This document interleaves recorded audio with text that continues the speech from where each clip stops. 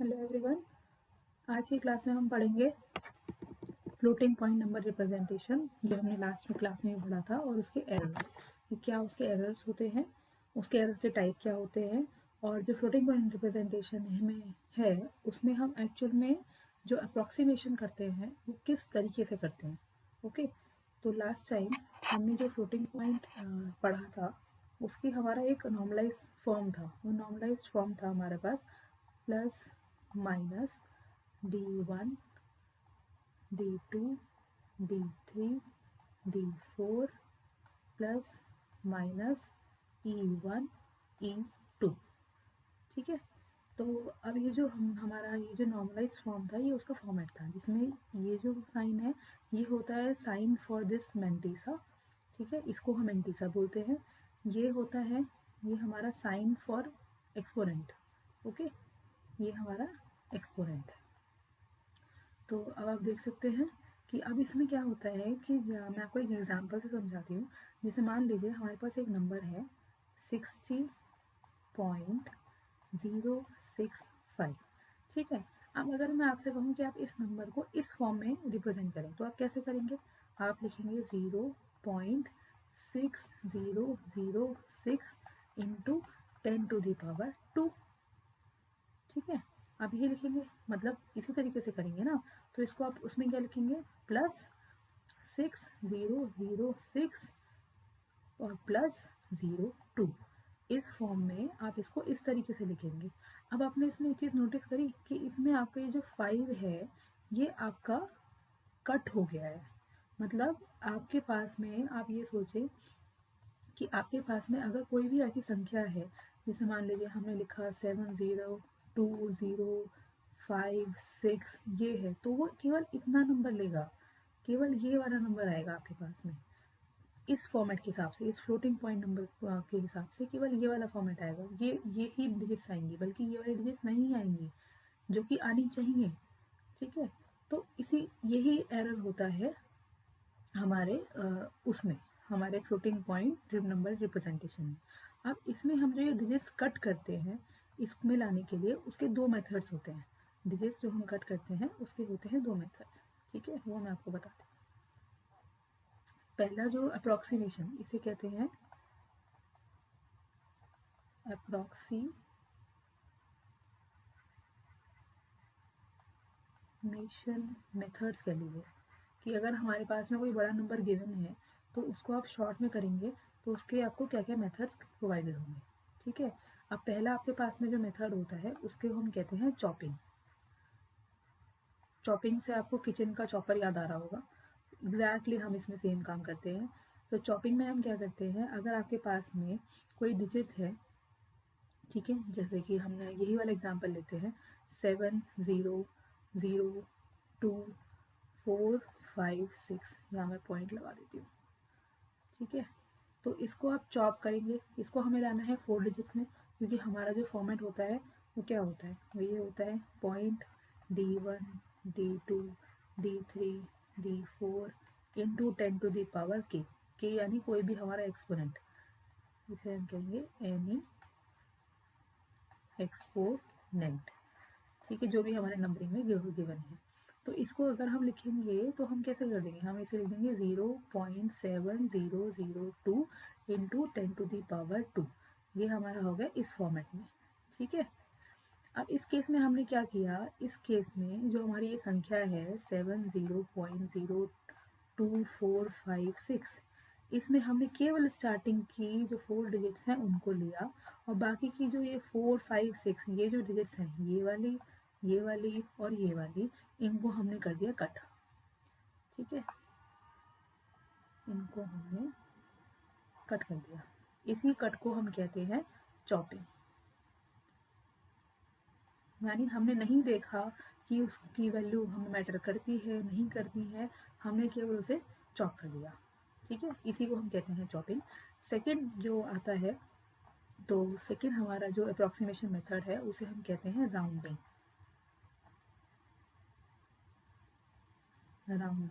और इसे हम राउंड ऑफ भी कहते हैं, राउंड ऑफ। ओके, तो इसमें हम क्या करते हैं, अगर हम से आपका थोड़ी एक एग्जांपल लेते हैं, जैसे अब मान लीजिए एग्जांपल हमारा है 80.04564, ठीक है। ये हमारा एक एग्जांपल हमने लिया है। अब इसको आपने फॉर्म आपने नॉर्मलाइज करना है, just you have to normalize it. Normalization या नॉर्मलाइज्ड इसकी जो फॉर्म है, नॉर्मलाइज्ड फॉर्म में इसको कन्वर्ट करना है। नॉर्मलाइज्ड फॉर्म इसकी क्या होगी अगर हम राउंड ऑफ का मेथड का यूज़ करें तो इसको कैसे करेंगे आप देखिए, इसमें हम राउंडिंग ऑफ का मेथड को यूज़ करेंगे। तो राउंडिंग ऑफ मेथड में आप सबसे पहले देखें कि आपकी लास्ट की डिजिट क्या है।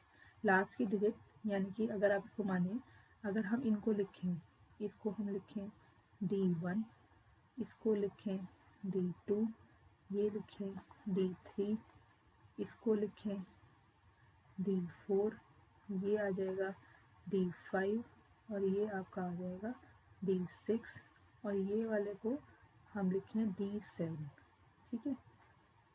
तो आप ये सोचें कि जो ये आपकी D7 है सबसे लास्ट वाली, उसको आप देखें, अब यहाँ पे है वो 4।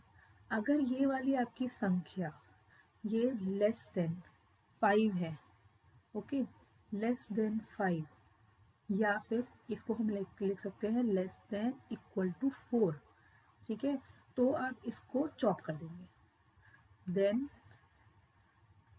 चॉप, ठीक। But if D7 is equal to 5 or greater than 5, then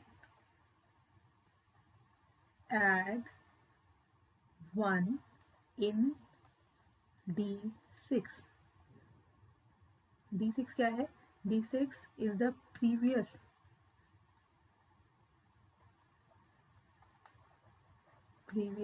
या कह लीजिए जस्ट द डिजिट बिफोर, ठीक है, बिफोर D7, ओके। सो अब इसमें हम क्या करेंगे, अब ये देखिए, ये हमारी संख्या थी 80.04564। अब इस केस में देखिए हम आपको बताते हैं, ये हमारी जो लास्ट थी जो D7 था, लास्ट की जो हमारी डिजिट है वो 4 है। 4 यहाँ पे हमने देखा कि 4 जो है वो लेस देन 5 है, ठीक है, लेस देन 5 है। या फिर इसको हम लिख सकते हैं कि 4 इज़ लेस देन और इक्वल टू 4 है हमारी कंडीशन के हिसाब से, अकॉर्डिंग टू आवर कंडीशन। तो इसको हम क्या कर देंगे, चॉप कर देंगे। अब चॉप करने के बाद में जो हमारी डिजिट बची वो है 80.0456। अब हमारी जो लास्ट डिजिट बनी, हमारी लास्ट डिजिट क्या बनी, लास्ट डिजिट बनी 6, ठीक है। अब हम 6 को देखते हैं, हमारी कंडीशन के हिसाब से 6 is greater than equal to 5, okay. तो इस केस में हम क्या करेंगे, इस 5 में ऐड कर देंगे 1, तो हमारी संख्या क्या बन जाएगी 80.046। अब हमारे पास में फिर से 6 आया, इसमें ये 6 आ गया, यहाँ पे भी क्या है 6 is greater than equal to 5, तो हम इसमें +1 ऐड कर देंगे, तो हमारे पास क्या हो जाएगा 80.05। तो हमारी राउंड ऑफ के बाद में ये डिजिट होगी, जिसको हम लिख सकते हैं 0.8005 इंटू 10 की पावर 2। अगर इसको हम नॉर्मलाइज फॉर्म में लिखेंगे तो लिखा जाएगा 0.8005, सॉरी यहाँ पे आ जाएगा प्लस और यहाँ पे आ जाएगा +02, ये इसकी नॉर्मलाइज्ड फॉर्म हो जाएगी। आप समझ गए होंगे कि राउंड ऑफ और चॉपिंग का क्या मतलब होता है, ठीक है। अब हम नेक्स्ट आपको बताते हैं इसी में टाइप्स ऑफ एरर, ठीक है। यहाँ पे हम आपको बताते हैं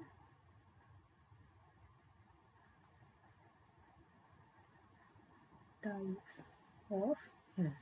तो हमारे बेसिकली 2 टाइप के एरर होते हैं। पहला होता है absolute error,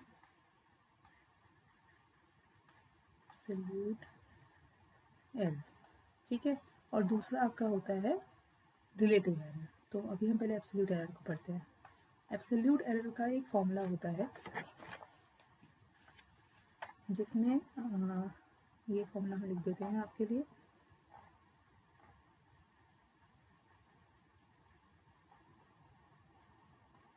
absolute error in VA is equal to absolute error in VA minus VR। ठीक है, अब VA क्या है यहाँ पे? VA is the actual value, ठीक है, and VR is the represented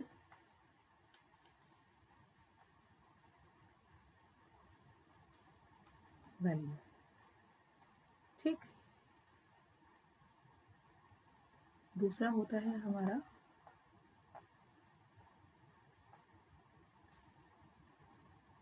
अभी हम आपको एक एग्जाम्पल बताएंगे ना, तो इससे हमें स्पेस चुना है। Relative error. So relative error का फॉर्मूला क्या होता है? रिलेटिव एरर का फॉर्मूला होता है VA is equal to absolute value of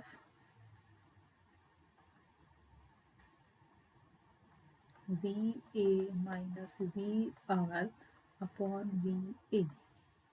जो हमने आपको VA और VR की वैल्यू ऊपर बताई वही कहते हैं। VA इज द एक्चुअल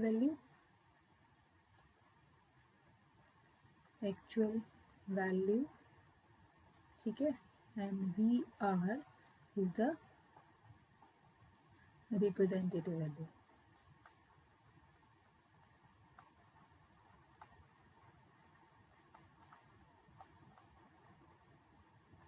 ठीक है, अब आपको हम इसका एक एग्जांपल बताते हैं। सपोज मान लीजिए कि आपने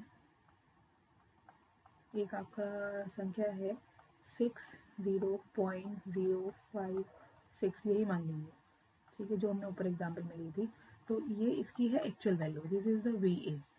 ठीक है, अब इसका जो हम VR होगा, VR के लिए हम रिप्रेजेंटेटिव वैल्यू का मतलब होता है कि या तो इसे आप चॉप करेंगे, ठीक है, और आप इसको राउंड ऑफ करेंगे, जो भी आपका मन है आप वो करें।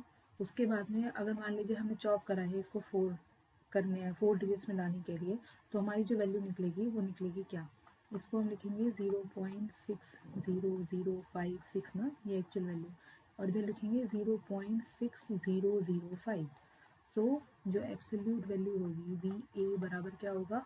0.60056 माइनस 0.6005। सो इसमें जो एरर आएगा, एब्सोल्यूट एरर, वो आपका होगा 0.00006। ठीक है, ये आपका एब्सोल्यूट एरर कहलाएगा। ऐसे नहीं, अगर आप रिलेटिव एरर में देखेंगे तो उसका भी हम आपको एग्जांपल बताते हैं।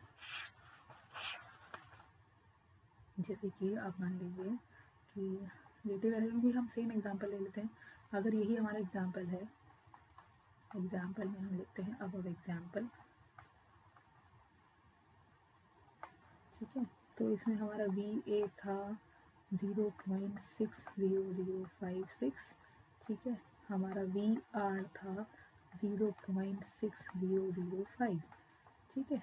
तो इसमें हम अगर अपना एरर निकालेंगे, रिलेटिव एरर कर देते हैं, रिलेटिव एरर ऑफ दिस, और यहाँ पे आपको कंफ्यूजन ना हो तो एब्सोल्यूट एरर ऑफ VA, तो वो क्या होगा? वो होगा VA minus VR upon VA, यानी 0.6056 माइनस 0.6005 अपॉन 0.60056। ठीक है, अब इसे आप सॉल्व करेंगे तो आपका आंसर आ जाएगा। solve it, and this is your relative error. Thank you so much for watching the video.